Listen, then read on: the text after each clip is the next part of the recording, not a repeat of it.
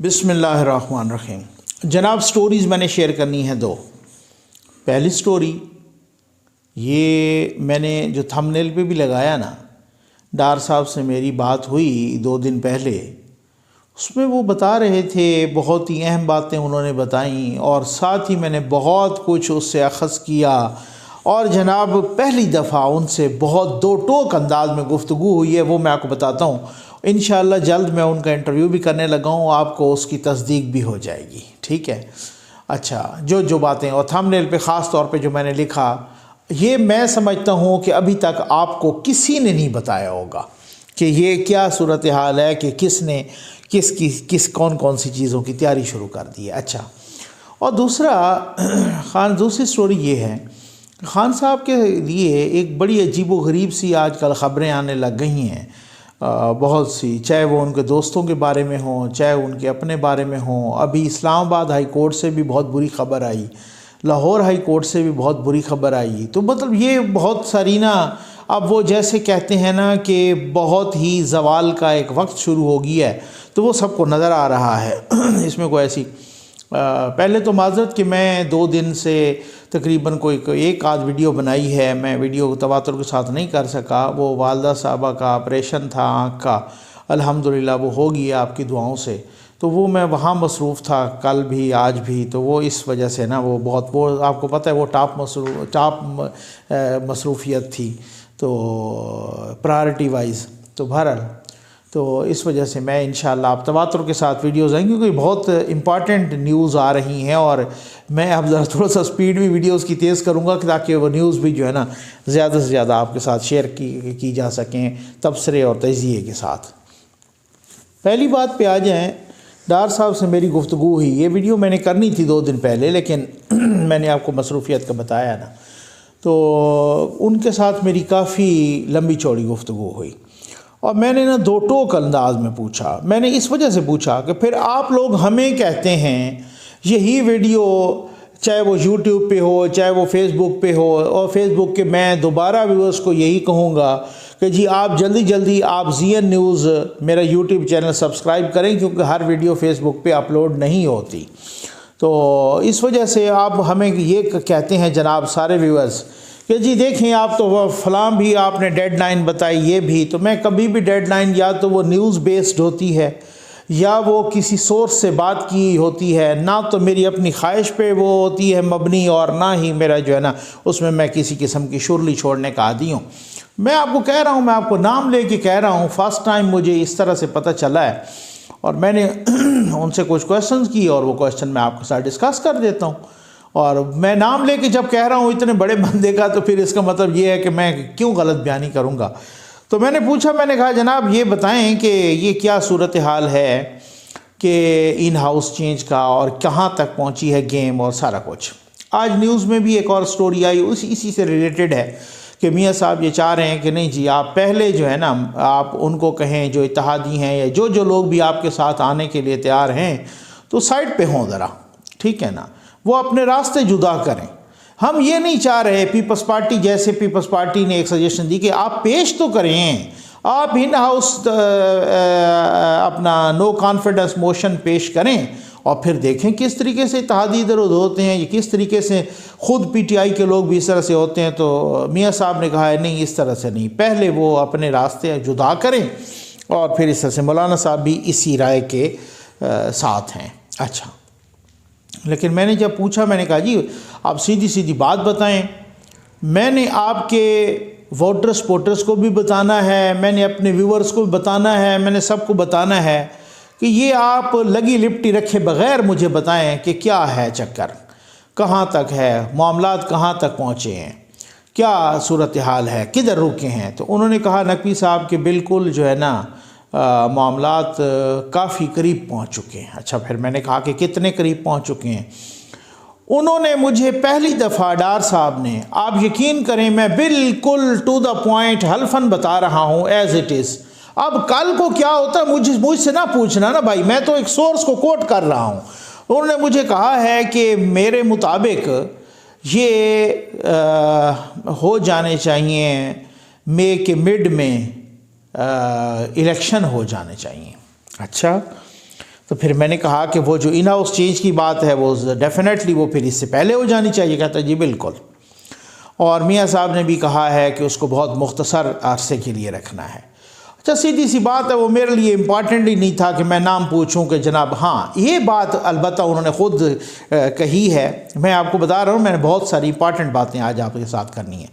یہ بات انہوں نے کہی ہے کہ جی یہ بھی تجویز آئی تھی, اب مجھے نہیں پتہ یہ کدھر سے آئی تھی, کہ وہ جو وزیر اعظم ہو تو کوئی پی ٹی آئی کے اندر والا ہو, تو ہم نے اس تجویز کو رد کر دیا. ہم نے کہا نہیں جی پی ٹی آئی کے اندر والا نہ ہو, ایک کو ہٹائیں تو دوسرے کو آپ لے آئیں, تو اس طریقے سے یہ نہ ہو, پی ڈی ایم سے کوئی ہو. ٹھیک ہے, سمجھ آ گئی ہوگی آپ کو نا. کہتے ہیں جی پی ڈی ایم سے کوئی ہو. اب میں نے نام نہیں پوچھا, سیدھی بات ہے, جو نہیں پوچھا تو نہیں پوچھا, میں آپ کو بتا رہا ہوں نا. اچھا پھر اس کے بعد انہوں نے کہا کہ مڈ مے تک یا تھوڑا بہت. اچھا میں نے کہا جی کیوں مڈ مے تک کیوں ہو جانے چاہیے اور کیا صورتحال ہے اور اس میں. تو پھر مجھے کہا ہے کہ نقوی صاحب آپ کو نہیں پتہ, پھر آپ خود بتائیں کہ بھائی بجٹ بھی تو بنانا ہے نا. جیسے ہی انہوں نے کہا تو پھر ظاہر ہے میں تھوڑا سا چونک سا گیا.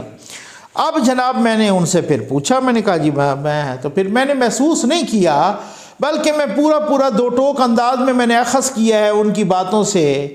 اور یہی کہ جب ڈار صاحب نے یہی مجھے بتایا کہ بجٹ بھی بنانا ہے, اور جناب نیکسٹ بجٹ ہم نے بنانا شروع کر دیا ہے.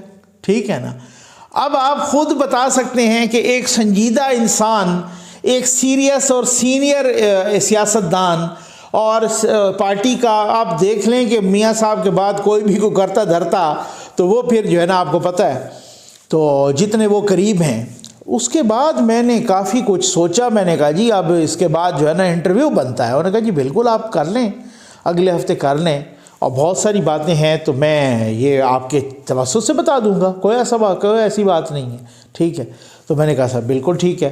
تو اب مسئلہ یہ ہے کہ جو مجھے یہ پتہ چلا کہ یہ کوئی, اچھا اس میں کچھ باتیں اور بھی بتاؤں گا, لیکن پہلے اگلی سٹوری پہ آئیں نا. ٹھیک ہے نا. یہ ہر ایک ہی ویڈیو میں سارے میرے جو ویورز ہیں نا ماشاءاللہ میرے لیے بہت محترم ہیں, وہ ساری باتیں ایک ہی میں پوچھنا شروع کر دیتے ہیں. تو یہ اس طرح سے تھوڑا ہمیں بھی لیوریج دیا کریں. اچھا پھر اب یہ ہے کہ اسلام آباد ہائی کورٹ سے وہ بھی کل غالباً اس کا ریٹن آرڈر بھی آیا, اور اس سے پہلے اس کا وہ آرڈر آیا تھا خواجہ آصف صاحب سے متعلق, عمران خان صاحب سے متعلق. خواجہ آصف صاحب نے ایک وہ کیا تھا, ان اسٹیٹمنٹ دی تھی, ایک پریس ٹاک کی تھی, اور پھر اس کے بعد انہوں نے کچھ میڈیا کے پروگراموں میں بھی کہا تھا کہ یہ جو شوکت خانم کا پیسہ ہے یہ اس کی خرد برد ہو رہی ہے. ٹھیک. تو عمران خان صاحب نے ان پر ہرجانے کا دعویٰ کر دیا تھا. اس وقت عمران خان صاحب پرائم منسٹر نہیں تھے, یہ 2012 کی بات ہے. ان پر ہرجانے کا دعویٰ کر دیا تھا. انہوں نے کہا جی دیکھیں آپ نے شوکت خانم کے جو ڈونرز ہیں ان کا بھی اعتماد توڑا, جو شوکت خانم کے ساتھ جو ریلیٹڈ لوگ ہیں ان کا بھی اعتماد توڑا, آپ نے شوکت خانم کو بدنام کر دیا. اب آپ دیکھیں پاکستان کا ایک ایسا ادارہ ہے وغیرہ وغیرہ, اور انہوں نے اربوں روپے کا ہرجانے کا ڈیفیمیشن کا نوٹس دے دیا. اچھا بڑی دلچسپ باتیں ہیں اس میں. وہ چلتا رہا. مجھے جب فرسٹ ٹائم پتہ چلا میں حیران ہوا. میں نے کہا یہ تو خان صاحب نے ہرجانے کا نوٹس دیا نا, خان صاحب کو تو مقدمہ اور تیز کرنا چاہیے تھا. کوئی 28 بار بتایا جا رہا ہے کہ 28 بار خواجہ آصف صاحب نے التوا لے لیا, یعنی کہ جیسے نا تو ملتوی کرانا, ڈیلینگ ٹیکٹس کرنا وغیرہ. لیکن اس کے ساتھ جب مجھے یہ پتہ چلا کہ 50 دفعہ عمران خان صاحب نے ڈیلے لیا, یعنی آپ خود دیکھیں کہ جس پر کیس بنایا گیا ہے وہ 28 بار ڈیلے کروا رہا ہے اس کو, اور جس نے بنایا ہے وہ 50 بار کروا رہا ہے. میں قربان جاؤں, اب آپ اندازہ تو کریں اس کا, کیونکہ میں تو یہ دیکھ رہا تھا نا کہ شہباز شریف صاحب جنہوں نے عمران خان صاحب پہ وہ ہرجانے کا 10 ارب روپے کے ہرجانے کا نوٹس دیا ہوا ہے اور کیس کیا ہوا ہے, تو اب وہ اس کیس میں متعدد بار عمران خان صاحب کے وکلاء بھی بدلے ہیں, اور وہ وکیل جو ہے نا بابر اعوان صاحب بھی اور کوئی اور وکیل بھی, تو وہ متعدد بار التوا لے چکے ہیں. لیکن شہباز شریف صاحب نے ایک دفعہ بھی نہیں, کیونکہ کیس کرنے والا شہباز شریف ہے. تو اب یہاں پر کیس کرنے والا عمران خان صاحب, تو انہوں نے خیر سے 50 مرتبہ التوا لیا. خواجہ آصف نے تو 28 مرتبہ, تو انہوں نے 50 مرتبہ التوا لیا. میرے لیے یہ بڑے حیران کن تھا. اچھا بہرحال اب ایک بات جو سیشن کورٹ نے خواجہ آصف سے حق لے لیا جرح کا کہ آپ عمران خان پر جرح نہیں کر سکتے، آپ عمران خان پر کراس کویسچننگ نہیں کر سکتے، آپ کا وکیل عمران خان کو کٹہرے میں کھڑا کر کے اس سے کویسچن نہیں پوچھ سکتا، ٹھیک ہے نا۔ خواجہ آصف نے وہ چیلنج کر دیا، وہ نیچے سیشن کورٹ کا جو فیصلہ تھا اس کو چیلنج کر دیا اسلام آباد ہائی کورٹ میں، اور اسلام آباد ہائی کورٹ میں عطر من اللہ صاحب نے کہا یہ کیسے ہو سکتا ہے، آپ کسی سے جرح کا حق کیسے چھین سکتے ہیں، آپ کیسے یہ کر سکتے ہیں کہ اگر ایک کہہ رہا ہے ملزم کہ جی مجھے کوئی گواہ پیش کرنے ہیں، یا مجھے عمران خان صاحب سے جنہوں نے مجھ پر کیس کیا ہے میں اس سے کراس کویسچننگ کرنا چاہ رہا ہوں، میں اس سے جرح کرنا چاہ رہا ہوں، تو یہ آپ کیسے کہہ سکتے ہیں کہ یہ ان سے آپ حق چھین سکتے ہیں؟ انہوں نے ان کو حق دے دیا۔ اب جناب آئے گا اب مزہ، کیونکہ اب خواجہ آصف صاحب کے وکیل کریں گے عمران خان صاحب سے جرح، وہ کریں گے کراس کویسچننگ۔ جناب اب ایک مزہ یہ آئے گا کہ وہ جو فارن فنڈنگ والا کیس اور فارن فنڈنگ کی جو لسٹ دی گئی ہے فارن ڈونر کی، اس میں آج نیوز میں بڑی مزے کی سٹوری آئی ہے فخر درانی صاحب کی، اور انہوں نے کہا ہے کہ جی وہ ڈونرز، وہ جب ہم نے ان سے کانٹیکٹ کیا تو ان میں سے بہت ساروں نے کہا بھائی انہوں نے جو ایک سیمپل لیا نا، غالباً 80 کا سیمپل لیا، کوئی 40 کا جواب آیا، تو اس طریقے سے، لیکن اب تو وہ بڑا معاملہ کھل گیا ہے۔ انہوں نے کہا جناب کہ ہماری حیرت کی انتہا نہیں رہی اس وقت جب وہ بڑے حیران ہوئے، انہوں نے کہا کہ ہم نے فنڈ تو شوکت خانم کو دیے تھے، انہوں نے پارٹی میں لگا لیے۔ تو اب آئے گا مزہ کہ خواجہ آصف صاحب کو تو ہر جانے کا نوٹس ملا، بھئی آپ نے کیوں الزام لگایا؟ اب الزام تو یہ ثابت ہو رہا ہے کہ جو شوکت خانم کے فنڈ ہیں وہ ماشاءاللہ پی ٹی آئی کی پولیٹیکل پارٹی پہ لگ گئے ہیں، اور ہو سکتا ہے جو پارٹی کے فنڈ ہوں وہ اپنی ذاتی جیبوں میں چلے گئے ہوں، جیسے وجیہ الدین صاحب نے بہت ساری باتیں کی۔